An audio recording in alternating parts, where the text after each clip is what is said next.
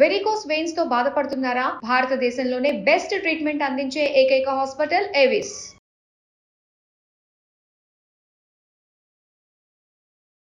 ఆయన కదా ఆరోగ్యం బాగాలేదు. ఏమో మరి ఇద్దరికి చెయ్యాలి అని అన్నారు. అన్న తర్వాత అతనికి HIV పాజిటివ్ ఉంది. అయితే నాకు అతనికి కలిసిందే లేదు అసలుకి. నేను అతను పెళ్ళయి ఒక 10 to 15 days మాత్రమే అయ్యింది. అయినా అందులో అతను నా దగ్గర సరిగా ఉండకపోవడము, నాతో మాట్లాడకపోవడము, నన్ను దగ్గరికి రానియకపోవడం, నన్ను పట్టించుకునేవాడే కాదు మేడం అసలుకి. మంచిదే అయిందిలే, పట్టించుకోండి నిజం చెప్పాలంటే. హెల్త్ బాగోని అబ్బాయి, అది మామూలు డిసీజ్ కూడా కాదు కదా. నాకు ఎందుకు ఇచ్చి పెళ్లి చేశారు, అసలు నా జీవితం ఏం చేయదలుచుకున్నాను, నువ్వు గట్టిగా అడిగా.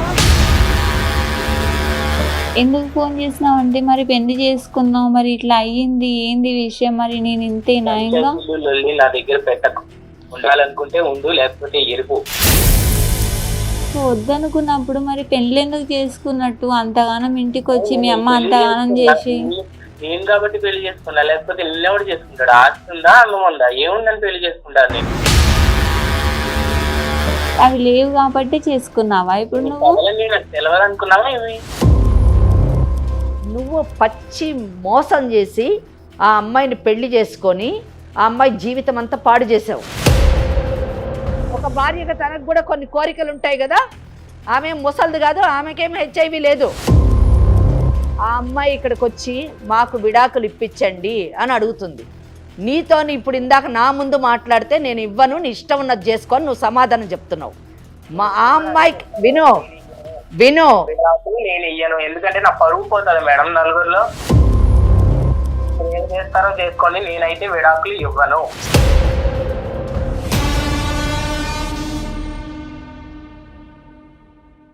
లీగల్ అడ్వైస్ కార్యక్రమానికి స్వాగతం.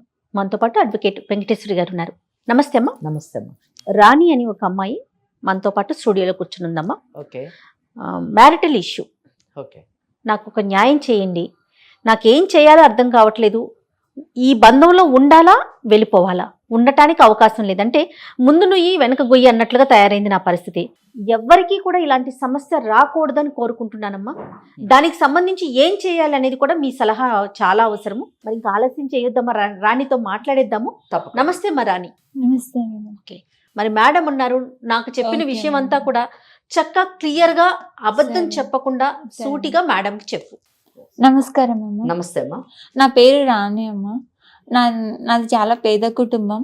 ఓకే. నాకు మా నాన్న లేరు చిన్నప్పటి నుంచి. మా అమ్మ ఒక్కతే చూసుకుంది. బంధువులు ఎవరు లేరు, అంటే దూర బంధువులు ఉన్నారు, దగ్గరలో లేరు. అంటే నాన్న చనిపోయారు? చిన్నప్పుడే చనిపోయారు. చిన్న డిసీజ్ లాగా వచ్చి చనిపోయిండ్రు. అయితే తర్వాత ఇంకా ఇంట్లో నడుపు. మీరు చాలా చిన్నప్పుడు చనిపోయారు అన్నారు కదా, మరి మీ బ్రతుకుతారు ఎలాగా? ఎంతమంది మీరు? నేను ఒక్కదాన్నే. ఓకే. మరి ఎట్లా? అయితే మా అమ్మ ఉండి చిన్న కూలి పని, వ్యవసాయం పని అలా చేసేదారు. నేను అంతలోపు చదువు కంప్లీట్ అయింది, అది ఇంటర్ కంప్లీట్ అయింది. తర్వాత ప్రైవేట్ జాబ్ చేస్తూ వచ్చాను. ఇంటర్ తర్వాతే జాబ్ లోకి వెళ్ళి? ఇంటర్ తర్వాత మామూలు ప్రైవేట్ జాబ్స్ ఉంటాయి, కుటుంబ పోషణ కదా, పని చేసుకుంటూ చదువుకుంటూ ఉండింది అన్నమాట. చాలా గొప్ప విషయం. అంటే అమ్మాయి చాలా పద్ధతిలో పెరిగినటువంటి అమ్మాయి. అంతేగమ్మా. తర్వాత జాబ్ చేస్తూ మళ్ళీ డిగ్రీ కంప్లీట్ చేసినాను. డిగ్రీ కంప్లీట్ చేసిన తర్వాత మళ్ళీ ప్రైవేట్ జాబ్స్, స్కూల్లో టీచింగ్ అలాంటివి ట్రై చేసినాను. ఓకే. అమ్మ కొంచెం ఇబ్బంది ఉండి పెళ్లి చేద్దామని అనుకున్నది. పెళ్లి చేద్దాం అనుకుంటే ఇక్కడ ఊర్లో చూస్తే ఏమంత సరిగా లేవు. ఇట్లా తెలిసిన వాళ్ళు ఉండి ఇట్లా మ్యాట్రిమోనీలో దాంట్లో చూద్దామని చెప్పిండ్రు.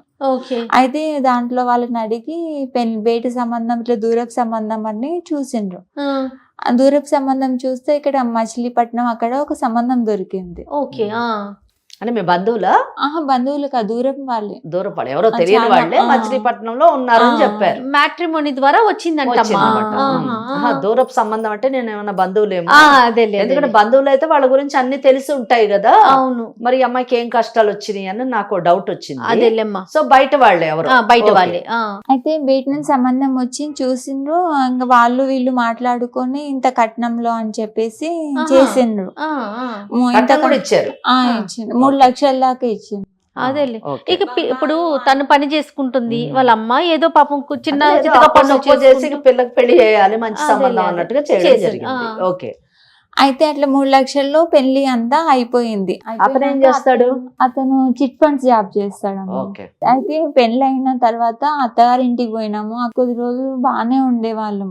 ఆ తర్వాత ఏమైందేమో సరిగా పట్టించుకోవడం, కలవక ఎన్ని రోజులు బాగున్నాడు? ఒక 10 రోజులు 15 రోజుల వరకు చాలా బాగున్నాడు. అంటే ఆ పెళ్లి సంబరాలన్నీ అయ్యేంత మటుకు 16 రోజుల పెళ్లి పండుగ అంటారు కదా, అవి అయ్యేంత మటుకు బాగున్నాడు. ఓకే.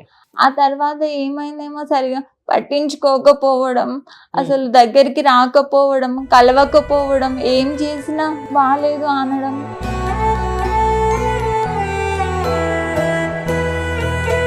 మీ అత్తగారు చెప్పలేదా మరి మీరు?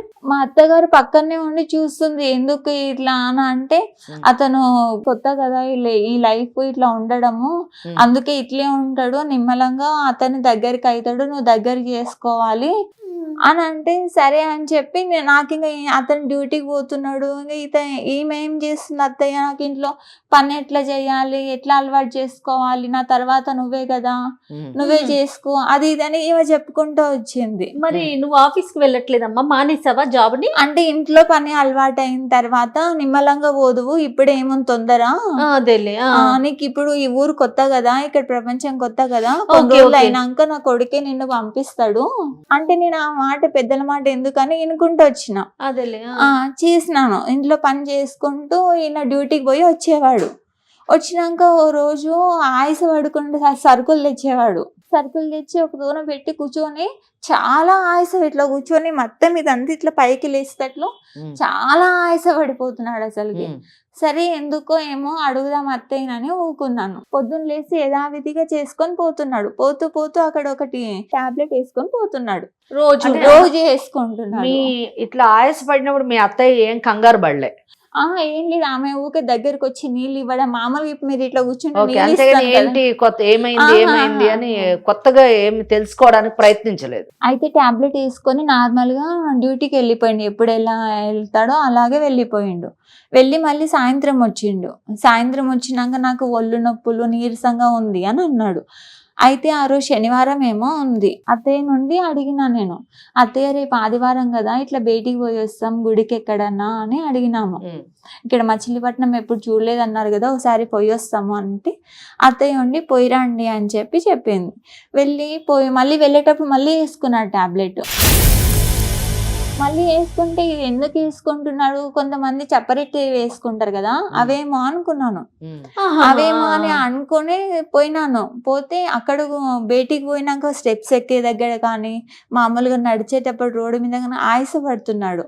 ఇచ్చిన తాగినమ్మా, తాగినాక బాటిల్ ఇట్లా పట్టుకొని కింద పడిపోయిండు. అయ్యో, పడిపోయినాక ఆ చుట్టుపక్కల రోడ్డు మీద ఉన్న వాళ్ళందరూ హాస్పిటల్లో జాయిన్ చేసిండ్రు. హాస్పిటల్లో జాయిన్ చేసినాక ఇట్లా లోపలికి తీసుకెళ్ళి ఇట్లా చెయ్యాలి, ఇట్లా టెస్టులు చేస్తాము అది ఇది అని అన్నారు. అన్న తర్వాత నేనుండి కంగారై భయపడి ఇంట్లో వాళ్ళకి చెప్పాలి, అత్తయ్య మామయ్యకు ఫోన్ చేసినాను. అత్తయ్యకు మామయ్యకి ఫోన్ చేస్తే వాళ్ళు వచ్చిండ్రు. తర్వాత ఇతనికి ఏవేవో టెస్టులు చేయాలంటే లోపల తీసుకెళ్ళిండ్రు. అత్తయ్య వాళ్ళు వచ్చినాక నాకు కూడా టెస్టులు చేయాలి. మీకెందుకు, ఆయన కదా పడిపోయింది, మీకెందుకు టెస్ట్? ఆయన కదా ఆరోగ్యం బాగాలేదు, ఇద్దరికి చెయ్యాలి అని అన్నారు. అన్న తర్వాత అతనికి HIV పాజిటివ్ ఉంది, నీకు కూడా ఉందేమో నీ వల్ల అతనికి అని చెప్పి డౌట్తో నాకు కూడా టెస్ట్ చేసింది. ఓకే, మీ రిపోర్ట్ ఏమొచ్చింది? ఏం లేదు, నిల్ అని వచ్చింది. Thank God. అతనికి ఉంది అని చెప్పిండ్రు.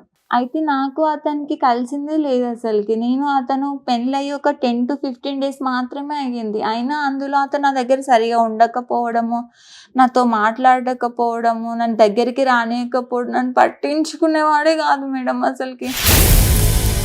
మంచిదే ఎందులే పట్టించుకోండి, నిజం చెప్పాలంటే. మరేనమ్మా, బాగా చెప్పారు మేడం. పరిస్థితి ఏం అర్థం అయితలేదు అసలుకి, ఏం తెలియకుండా చేసుకున్నాడు మ్యారేజ్. అసలుకి పెళ్లి నన్ను ఏం చెప్పలేదు. అత్తయ్య మావికి వాళ్ళకి తెలిసి అంటావమ్మా? వాళ్ళకి తెలిసే ఉంటది మేడం, ఎందుకంటే అత్తయ్య ఎప్పుడు మా వెనకాలే, వంట చేసేటప్పుడు నా వెనకాలే, ఆయనకు భోజనం పెడేటప్పుడు నా వెనకాలే, ఆయనతో ఏం మాట్లాడినా నా వెనకాలే, ఇట్లా బెడ్రూమ్ అయితే ఇట్లా కింద కూర్చొని చూసేవాళ్ళు.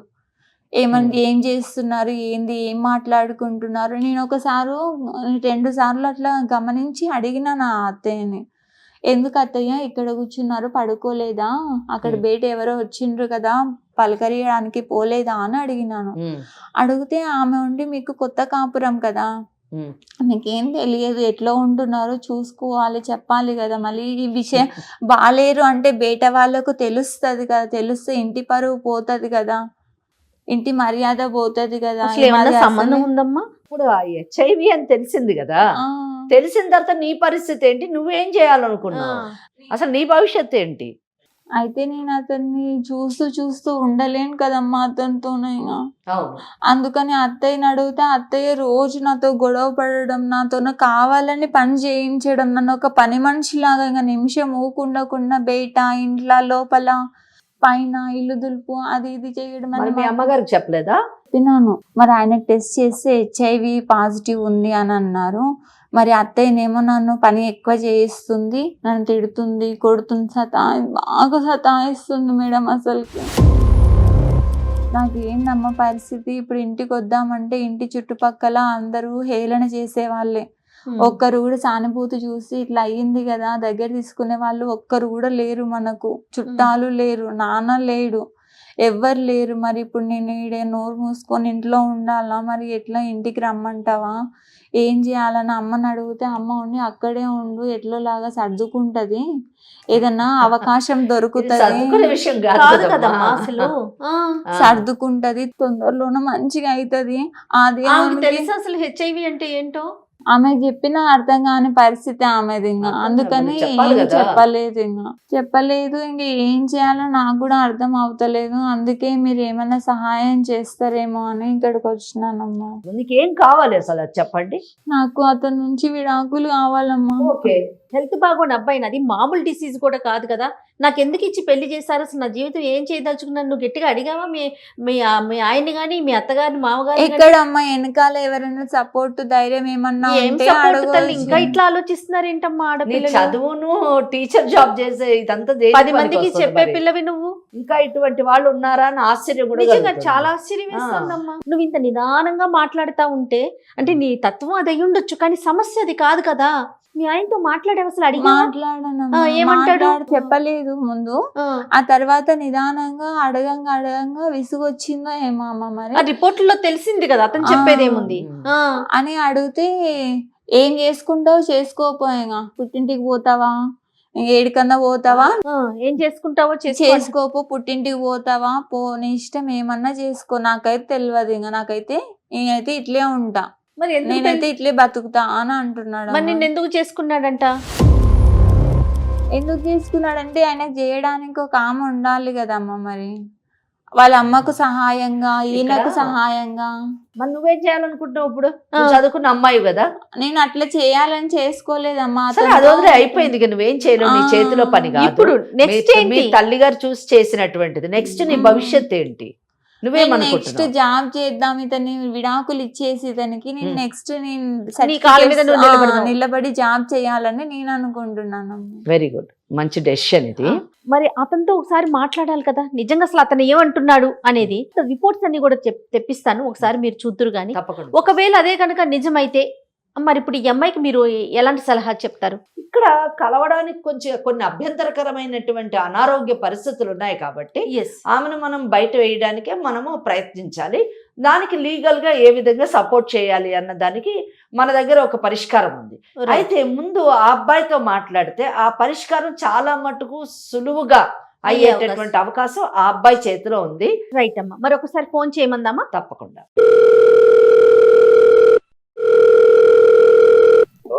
హలో, చెప్పు. ఎక్కడున్నావు? బయట ఉన్నావా? నేను ఇక్కడ మా ఊరికి వచ్చినాను. అవును, వెళ్ళిపోతా అన్నావు మీ అమ్మగారి ఇంటికి, వెళ్ళిపో. మళ్ళీ నాకెందుకు ఫోన్ చేసినావు? ఎందుకు ఫోన్ చేసినావు అంటే, మరి పెళ్లి చేసుకున్నావు, మరి ఇట్లా అయ్యింది, ఏంది విషయం, మరి నేను ఇంతేనా? ఇంకా నా దగ్గర పెట్టకు, ఉండాలనుకుంటే ఉండు, లేకపోతే ఎరుపు. వద్దనుకున్నప్పుడు మరి పెళ్లి ఎందుకు చేసుకున్నట్టు? అంతగానం ఇంటికి వచ్చి మీ అమ్మ అంతగానం చేసి. నేను కాబట్టి పెళ్లి చేసుకున్నా, లేకపోతే ఎవడు చేసుకుంటాడు? ఆస్తుందా, అన్నం ఉందా, ఏముందని పెళ్లి చేసుకుంటాను నేను? అవి లేవు కాబట్టి చేసుకున్నావా ఇప్పుడు నువ్వు? నాకు తెలియదు అనుకున్నావా ఇవి? మరి అయితే నన్ను విడాకులు ఇస్తాను, వదిలే ఇంకా నన్ను. విడాకులు ఇవ్వడమే నేను కాబట్టి నిన్ను పెళ్లి చేసుకున్నా, నిన్ను ఇన్ని రోజులు మంచిగా ఇక్కడదేమో చూసుకున్నా. అసలు ఒకసారి ఇవ్వమ్మా ఇక్కడ మేడం మేడం మాట్లాడతారంట. నువ్వు ఇవ్వు ముందు. ఎట్లా అయినా కానీ నేను వెంకటేశ్వరి అడ్వకేట్ని మాట్లాడుతున్నాను నీతోని. నువ్వు రాణితో మాట్లాడినటువంటి మాటలు వింటే నాకు చాలా ఆశ్చర్యం వేసింది. ఎందుకంటే నువ్వు పచ్చి మోసం చేసి ఆ అమ్మాయిని పెళ్లి చేసుకొని ఆ అమ్మాయి జీవితం అంతా పాడు చేసావు. నీకు ఈ హెచ్ఐవి జబ్బు ఉందని తెలుసా లేదా నీకు ముందే? తెలుసు మేడం. మరి తెలిసి ఎందుకు పెళ్లి చేసుకున్నావు? హెచ్ఐవి ఉన్నప్పుడు కాపురం చేయడానికి అవకాశాలు ఉండవన్న సంగతి నీకు తెలీదా? మరి తెలిసి ఎందుకు చేసుకున్నావు? ఎందుకు చేసుకున్నావు? అమ్మాయికి చెప్పారా? టార్చర్ ఏం పెట్టలేదు మేడం. ఏం టార్చరు? ఏం టార్చరు? టార్చర్ అంటే ఏంటి? కొట్టడమే టార్చరా? తిట్టడమే టార్చరా? ఒక భార్యగా తనకు కూడా కొన్ని కోరికలు ఉంటాయి కదా. ఆమె ముసలిది కాదు, ఆమెకేమీ హెచ్ఐవి లేదు. ఆ విషయం నువ్వు ముందు చెప్పాలి కదా. నువ్వు చెప్పావా? నువ్వు కానీ మీ అమ్మ కానీ చెప్పారా నీకు హెచ్ఐవి ఉందని? చెప్పలేదు మేడం. మరి చెప్పకుండా చేసుకోని దాన్ని ఏమంటారు? ఏమంటారు చెప్పు నీ భాషలో. నేను చట్టం దృష్టిలో ఏంటో చెప్తాను. చీటింగ్ అంటారు కదా. మరి చీటింగ్ చేసిన నువ్వు నిజానికి ఏ శిక్ష అనుభవిస్తావు నేను తర్వాత చెప్తాను. ఇప్పుడు ఒకటే సొల్యూషను. నువ్వు ఆ అమ్మాయి ఇక్కడికి వచ్చి మాకు విడాకులు ఇప్పించండి అని అడుగుతుంది. నీతో ఇప్పుడు ఇందాక నా ముందు మాట్లాడితే నేను ఇవ్వను, నీ ఇష్టం ఉన్నది చేసుకొని నువ్వు సమాధానం చెప్తున్నావు. ఆ అమ్మాయికి విను విను నేను ఇయ్యను, ఎందుకంటే నా పరువు పోతుంది మేడం నలుగురిలో. బయటకు వెళ్ళినప్పుడు కింద పడిపోయి హాస్పిటల్కి తీసుకెళ్ళినప్పుడు నీ పరువు పోలేదా? నీకు హెచ్ఐవి ఉందని చెప్పినప్పుడు అంటే నీ పరువు గురించి ఆ అమ్మాయి జీవితాన్ని బలి చేస్తావా? ఆ అమ్మాయి చెప్పినట్టుగా సైలెంట్గా విడాకులు కానీ ఇవ్వకపోతే నీ పరువు ఇంతకంటే పోయే పరిస్థితిలోని మేమేం చేయాలో చేస్తాం. ఏం చేస్తారో చేసుకోండి, నేనైతే విడాకులు ఇవ్వను. సరే, నువ్వేమి ఇవ్వక్కర్లేదు. విడాకులు అన్నది నువ్వు ఇవ్వాల్సిన అవసరం లేదు. నీ చేత విడాకులు ఎక్కడి నుంచి ఎలా తీసుకోవాలో మాకు తెలుసు. నీకు ఈ ప్రాబ్లం ఉందని చెప్పి ఈ మెడికల్ రిపోర్ట్స్ పెట్టి కోర్టులోని ఆమె విడాకులకి దాఖలు చేస్తే ప్రపంచ స్థాయిలో నీకు ఆమెకు విడాకులు వస్తుంది. విడాకులు నీకు హెచ్ఐవి ఉంది కాబట్టి విడాకులు వచ్చిందని ప్రపంచం అందరికీ తెలుస్తుంది. ఆ పని చేయమంటావా? లేకపోతే నేను ఇంకో దారి చెప్తాను. నీ పరువు పోకుండా ఆమె బయటపడేటట్టు నువ్వు సేఫ్గా ఉంటావు, ఆమె సేఫ్గా ఉంటుంది. రెండోది కావాలా మొదటిది కావాలా? ఏది కావాలి నీకు? ఆ అమ్మాయిని బాగా చూసుకుంటున్నా. వాళ్ళ ఇంట్లో ఫైనాన్షియల్ గా ప్రాబ్లం అయితే కూడా నేను ఆ అప్పులు కట్టి ఆ అమ్మాయిని ఏమి ఇబ్బంది కూడా పెట్టట్లేదు. నేను ఆ అమ్మాయిని వదులుకోవాలని కూడా అనుకోవట్లేదు. ఫైనాన్షియల్ నువ్వేం చూసుకోక్కర్లేదు. వాళ్ళమ్మ కూలియో నాలో చేసుకొని ఆమె బతుకుతుంది. ఇన్ని రోజులు ఈ పెళ్లి అమ్మాయి ఏమో ఈ అమ్మాయి టీచర్ జాబ్ 4 ట్యూషన్లో చెప్పుకొని ఈమె బతుకుతుంది. నీతో పెళ్లి కానప్పుడు అంటే 2-3 నెలల క్రితం మటు కూడా వాళ్ళ బ్రతుకు వాళ్ళు బ్రతికారు కనుక ఆ విషయం నువ్వేం ఆలోచించొద్దు, అది పక్కన పెట్టేసాయి. ఇంకా అమ్మాయిని చాలా బాగా చూసుకుంటున్నా అంటే ఏం చూసుకోవడం? మీ ఇంట్లో పని చేయడానికి పని మనిషికి ఉపయోగించుకోవడం, బాగా చూసుకోవడమా? అంతేగాని నీతో పెళ్లి చేసుకున్నందుకు ఒక వైవాహిక జీవితం, ఒక సంసారం గడపడం, బాగా చూసుకోవడమా? నీకైతే అవకాశం లేదు ఇప్పట్లో. ఓకే, హెచ్ఐవికి ఇప్పుడు ట్రీట్మెంట్ ఉంది, బాగా అయ్యేటటువంటి అవకాశం ఉంది. కానీ ఆ అమ్మాయి అంత మటుకు నేను వెయిట్ చేయను, నాకు విడాకులు కావాలి అని అంటున్నప్పుడు నువ్వు చెప్పే కారణం ఏంటంటే విడాకులు ఇవ్వకపోవడానికి కేవలం నా పరువు పోతుంది, ఈ విషయం బయటకు వెళ్తే నా పరువు పోతుంది కాబట్టి నేను ఇవ్వను అంటున్నావు. నీ పరువు పోకుండా ఆ అమ్మాయి బయట పడేటటువంటి ఒక సొల్యూషన్ చెప్తాను, దాని ప్రకారం వెళ్తావా? లేదా నీకు హెచ్ఐవి ఉంది అనే కారణంతో విడాకులు వేస్తే ప్రపంచ స్థాయిలో అందరికీ తెలుస్తుంది. ఈ రెండిట్లో ఏది కావాలో నువ్వు సెలెక్ట్ చేసుకో. హెచ్ఐవి వచ్చినంత మాత్రాన వాళ్ళని ఏదో అంటరాని వాళ్ళుగా చూడడం అన్న తప్పు అన్నది మేము వీలైనంత మటుకు మేము సమాజము అలాగే మెడికల్ ఫీల్డ్ వాళ్ళు ప్రభుత్వము చాలా అవేర్నెస్ తీసుకొస్తున్నారు.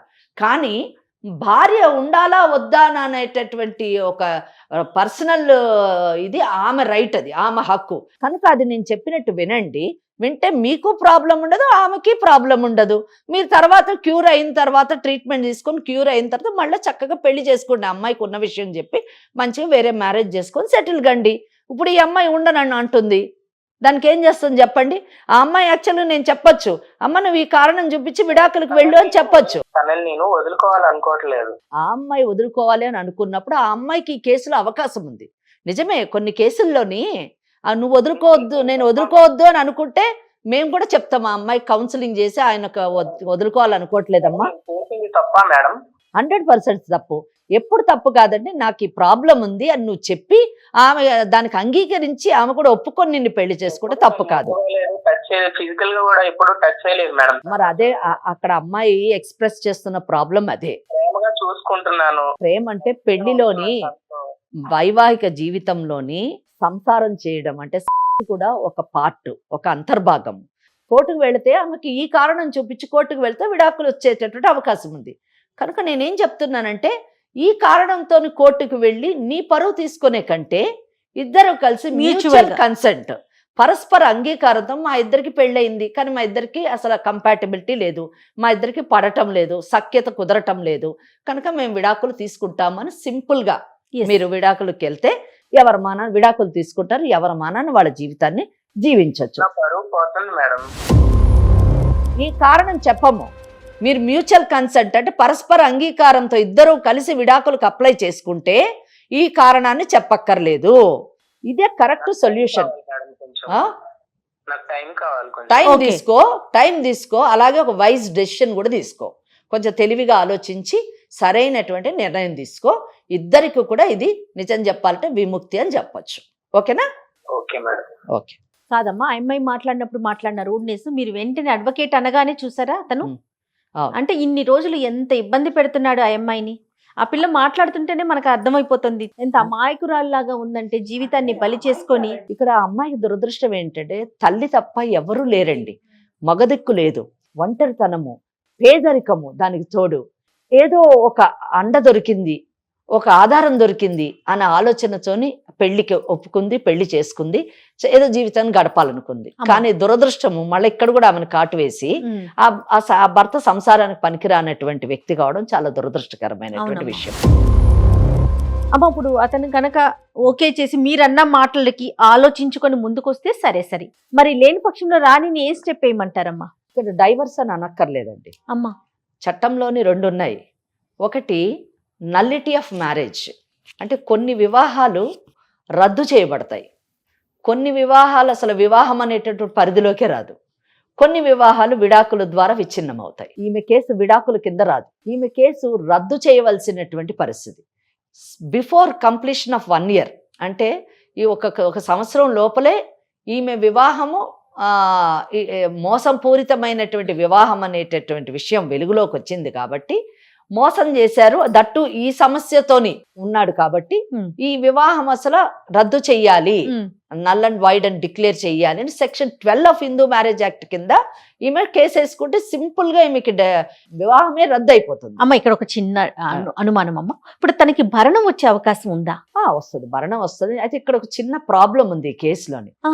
ఈ కేసులోని ఏదైనా కానీ మ్యూచువల్ కన్సెంట్ అని అయితే మనము ఒక అడ్వైజ్ అయితే చేశాము, కానీ ఆ మ్యూచువల్ కన్సెంట్ ఇప్పుడు ఇమీడియట్ గా రాదు. ఏ కేసు అయినా విడాకులు తీసుకోవాలంటే అది కంటెస్టెడ్ కేసు కానివ్వండి లేదా మ్యూచువల్ కన్సెంట్ కానివ్వండి, ఆఫ్టర్ కంప్లీషన్ ఆఫ్ 1 year మాత్రమే వెళ్ళాలి. ఓకే. ఇక్కడ ఏమైంది, పెళ్ళయింది 2 నెలలే అయ్యింది, 2 నెలల లోపల ఒకవేళ వెళ్ళాలి కోర్టుకి అంటే దాన్ని సెక్షన్ 12 కింద ఈ వివాహాన్ని రద్దు చేయండి అంటే నల్ అండ్ వైడ్ అని వెళ్ళాలి. ఆ గ్రౌండ్ ఏం చూపించాలి, చీటింగ్ ఒకటి అయ్యింది, ఈ అబ్బాయికి HIV ఉంది అని చెప్పాలి. అప్పుడేమైతుంది, ఆ అబ్బాయి నా పరువు పోతుంది అంటున్నాడు కాబట్టి మనకు అసలు ఆ సెక్షన్ 12 పక్కన పెట్టేయాలి. ఇప్పుడు సెక్షన్ 12 లోని మనం ఈ అమ్మాయికి మంచి గ్రౌండ్, ఈ అమ్మాయికి మంచి కేసు, అది మోసం చేశాడు కాబట్టి అనుభవించాలి. అతను కూడా కొంత మీ మాటకి కన్విన్స్ అయ్యాడు కదా. కన్విన్స్ అయినప్పుడు అప్పుడు ఏం చేయాలంటే సెక్షన్ 13 కింద, యూజువలీ సెక్షన్ 13B అంటారు దాన్ని, మ్యూచువల్ కన్సెంట్. అది usually after completion of 1 year. కానీ ఈ కేసులోని ఎక్సెప్షనల్ సర్కమ్స్టెన్సెస్ లోని 1 year కంప్లీట్ కాకుండా కూడా మనం కోర్టుకు వెళ్ళొచ్చు. అది వివాహాన్ని విడాకులు కావాలి అని అడగొచ్చు. దాన్ని సెక్షన్ 14 కింద ఎక్సెప్షనల్ గ్రౌండ్స్ లోని పెటిషన్ వేయాలి, మా కేసుని కన్సిడర్ చెయ్యండి, 1 year కాలేదు చట్ట ప్రకారము కానీ స్టిల్ మాకు కావాలి. ఆ ఎక్సెప్షనల్ గ్రౌండ్ మనము ఈ ప్రాబ్లం ఉంది, సంసారానికి HIV ప్రాబ్లం ఉంది అనేటటువంటి ఒక ఎక్సెప్షనల్ గ్రౌండ్ తీసుకొని అప్పుడు ఈ అమ్మాయి మ్యూచువల్ కన్సెంట్ కి ఇద్దరు కలిసి వెళ్ళొచ్చు. అయితే అప్పుడు కూడా HIV అన్నది వెలుగులోకి వస్తుంది కదా అని మీకు డౌట్ రాదు, కానీ డిగ్రీలో రాదు. 13B అంటే వీళ్ళకి వచ్చినటువంటి ఆర్డర్లోని ఎందుకు విడిపోయారు అంటే హెచ్ఐవి గ్రౌండ్ అని రాదు, ఇన్కంపాటబిలిటీ అని వస్తుంది. రైట్ ఈ సెక్షన్ 14లో పర్మిషన్ కి మాత్రమే హెచ్ఐవి చూపిస్తాం, అదే వెలుగులోకి రాదు. ఓకే రాణి వింటున్నావమ్మా? కాంప్లికేటెడ్ కేసు మాట, లీగల్ గా complicated, but easy solution is that ఆ అబ్బాయి గాని మ్యూచువల్ కన్సెంట్ ఒప్పుకుంటే, though it is complicated legally, it can be made very simplify చేయొచ్చు. రైట్, అతను గనక మ్యూచువల్ అండర్స్టాండింగ్ కు వస్తే చాలా సింపుల్ అని చెప్తున్నారు. అవేంటమ్మా? ఇవి రిపోర్ట్స్ మేడం కి ఒక్కసారి ఇవ్వండి. ఓ ఇది క్లియర్ గా ఉంది కదమ్మా? హెచ్ఐవి క్లియర్ గా ఉంది. అతను కూడా అడ్మిట్ చేశాడు. అవునవును, అతను కూడా అడ్మిట్ చేశాడు. రిపోర్ట్స్ లో కూడా హెచ్ఐవి అని ఉంది క్లియర్ గా. అయితే ఒకటి ఏంటంటే హెచ్ఐవికి మధ్యన ఏదో మందు కనుక్కున్నారు, హెచ్ఐవి కూడా క్యూరబుల్ అంటున్నారు. రైట్, మరి ఇప్పుడు రాణిని ఏం చేయమందాం? రాణిని ఇప్పుడు ఒకటే సింపుల్ థింగ్, రాణి భయపడాల్సిన అవసరం లేదు. అతను ఒప్పుకున్నాడా, సింపుల్ గా మ్యూచువల్ కన్సెంట్ లో వెళ్తారు. ఒప్పుకోని పక్షంలో సెక్షన్ 12 కింద అంటే 13B కాస్త సెక్షన్ 12 కింద నల్ అండ్ వైడ్ అని వేసుకోవచ్చు. రైట్, ఇప్పుడైతే పుట్టింటికి వెళ్ళిపోవటమే బెటర్ అంటారా? అంతేనా? రైట్, వింటున్నావమ్మా?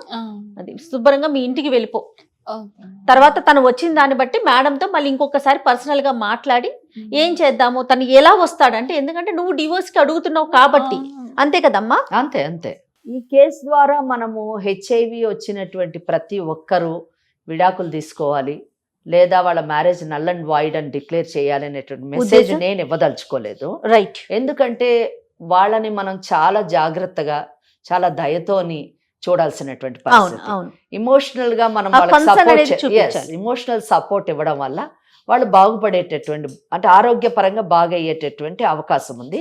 ఎందుకంటే ఈ రోజు ట్రీట్మెంట్ కూడా వచ్చింది కాబట్టి. అంటే విషయం మనం ఎందుకు అంటున్నామంటే, అతనికి ఆల్రెడీ తెలుసు పాపం చీటింగ్ చేశాడు. అతను చీట్ చేసి ఈ అమ్మాయిని పెళ్లి చేసుకో, ఒక ఇంట్లో ఒక పని మనిషి లెక్కన ట్రీట్ చేస్తున్నాడు కాబట్టి ఆ సెక్షన్స్ అన్ని మనం మాట్లాడాల్సి. She doesn't want to live. yes, తను ఇష్టపడట్లేదు కదా. విడాకులు కావాలి అంటున్నప్పుడు మనం కూడా ఏం చేయలేము, చట్టం కూడా ఆమెకు అండగా ఉండేటటువంటి అవకాశం కాబట్టి మనం చెప్పాం వాట్ పాసిబిలిటీస్ ఆర్ దేర్ మనం చెప్పాను తప్పితే. అవునవును, మనం we are not driving her towards divorce. అందుకనే ప్రీ మ్యారిటల్ కౌన్సిలింగ్ అనేది చాలా అవసరం అనే విషయం ఇప్పుడు తెర మీదకి వస్తా ఉంది కదమ్మా. ఇదివరకు రోజుల్లో అటు 7 తరాలు ఇటు 7 తరాలు చూసుకునేవాళ్ళు.